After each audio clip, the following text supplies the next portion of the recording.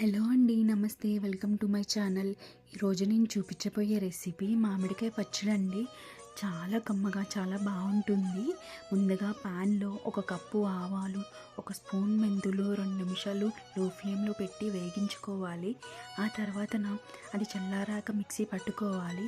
ఇప్పుడు నేను చూపించిన కప్పుతో 5 కప్పుల మామిడి ముక్కలు తీసుకున్నానండి నేను.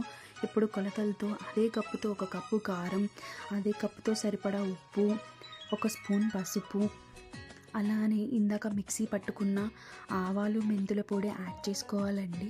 ఆ తర్వాత అదే కప్పుతో 2 కప్పుల నూనె యాడ్ చేసుకోవాలి. ఇప్పుడు కచ్చాబచ్చగా దంచిన వెల్లుల్లి ఒక గుప్పెడు యాడ్ చేసుకున్నానండి. పచ్చడి చాలా కమ్మగా ఉంటుంది వెల్లుల్లి కచ్చాబచ్చగా దంచి వేస్తే. ఇప్పుడు పచ్చడి మొత్తాన్ని కలుపుకొని తడి తగలకుండా జాడీలో 2 రోజులు నిలవ పెట్టిన తర్వాత తింటే ఎంతో కమ్మనైన మామిడికాయ పచ్చడి